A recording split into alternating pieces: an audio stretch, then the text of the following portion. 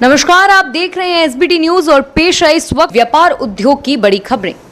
खबरों से पहले एसबीटी न्यूज को सब्सक्राइब कर लें और इस वीडियो को लाइक और शेयर जरूर करें। केंद्र सरकार ने लोन लेने वालों को बड़ी राहत देने का ऐलान किया है। सरकार ने सुप्रीम कोर्ट में हलफनामा दाखिल कर कहा है कि MSME loan, education, housing, consumer auto credit card, बकाया और उपभोग लोन पर लागू चक्रवृद्धि ब्याज को माफ किया जाएगा। सरकार के मुताबिक 6 महीने के लोन मोरेटोरियम समय में 2 करोड़ रुपए तक के लोन के ब्याज पर ब्याज की छूट देगी। अपवाद के रूप में 2-4 किचन की बात छोड़ दें तो स्वाद की शहंशाह और पेट का हाजमा ठीक रखने वाली हींग पर आफत आने लगी है। बाजार में चर्चा है कि सरकार अफगानिस्तान के रास्ते भारत आने वाली हींग पर इंपोर्ट ड्यूटी बढ़ा सकती है। खारे बावली में हींग का थोक कारोबार करने वाले एक कारोबारी ने बताया कि मौजूदा वक्त तक उज्बेकिस्तान से 27% और अफगानिस्तान से 5% इंपोर्ट ड्यूटी पर हींग का कच्चा माल भारत आ रहा है। सरकार की मंशा है कि दोनों देशों से आने वाले हींग के कच्चे माल पर इंपोर्ट ड्यूटी को समान दर पर कर दिया जाए। रिजर्व बैंक ऑफ इंडिया लोगों को फ्रॉड से बचाने के लिए कई कैंपेन चला रहा है। यूं तो आरबीआई ऑनलाइन बैंकिंग को लेकर कई बार चेतावनी जारी कर चुका है, लेकिन जिस रफ्तार से इंटरनेट बैंकिंग की तरफ लोगों का झुकाव बढ़ रहा है, उस गति से बैंक फ्रॉड भी लगातार बढ़ रहे हैं। केंद्रीय बैंक ने बताया कि आरबीआई के नाम से आने वाले कुछ ईमेल से बचने की सलाह दी है। आरबीआई के नाम से आने वाले ये ईमेल आपको बैंक अकाउंट में जमा आपकी कमाई को साफ कर सकते हैं।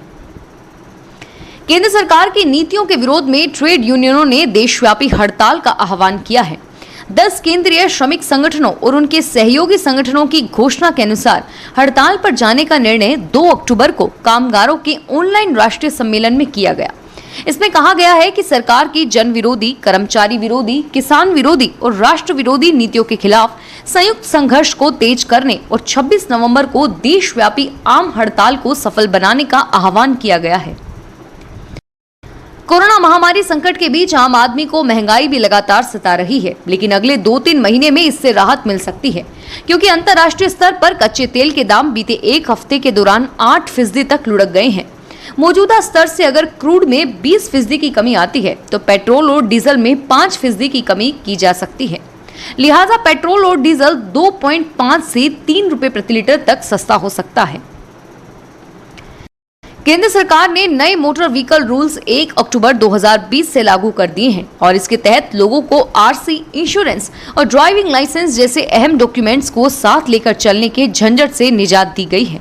और वहीं दूसरी तरफ आपकी एक छोटी सी गलती भी आपके ड्राइविंग लाइसेंस को रद्द करने के लिए काफी होगी। नए नियमों के मुताबिक पुलिस या यातायात अधिकारी के साथ खराब व्यवहार, गाड़ी नहीं रोकने, ट्रक के कैबिन में सवारी बिठाने को खराब बर्ताव माना जाएगा। ऐसा पाए जाने पर ड्राइविंग लाइसेंस सस्पेंड या रद्द किया जा सकता है और साथ ही जुर्माना भी लगाया जा सकता है। अंतर्राष्ट्रीय मध्यस्थता न्यायाधिकरण के भारत में वोडाफोन के पक्ष में फैसला सुनाए जाने के बाद से ब्रिटिश तेल कंपनी केयर्न एनर्जी की बांछें खिल उठी है। कंपनी अब एक बार फिर भारत में निवेश की योजना पर काम कर रही है। राजस्थान में देश का सबसे बड़ा तेल भंडार खोजने वाली यह कंपनी इस फैसले से उत्साहित है। इसे उम्मीद है कि अब वह भारत में तेल खोज के लिए लगने वाली अगली नीलामी में हिस्सा लेगी। कंपनी राजस्थान में ही तेल व गैस की खोज में काम करने की इच्छुक है, ताकि एक बार फिर पुरानी सफलता को दोहरा सके। पुरातत्व एवं संग्रहालय विभाग ने प्रदेश में 33 पर्यटक स्थलों पर ऑनलाइन टिकट व्यवस्था शुरू कर दी है। अब इन पर्यटक स्थलों पर लोग ऑनलाइन टिकट ले सकेंगे। पुरातत्व विभाग की वेबसाइट से पर्यटक ऑनलाइन टिकट ले सकेंगे। कोरोना संक्रमण बढ़ते प्रभाव के बीच विभाग ने पर्यटकों को संक्रमण से बचाव के लिए ऑनलाइन टिकट व्यवस्था शुरू की है, लेकिन इसका फायदा बाद में भी लोगों को मिलेगा। हालांकि राजधानी के 8 पर्यटक स्थलों पर पहले से ही ऑनलाइन टिकट व्यवस्था लागू है।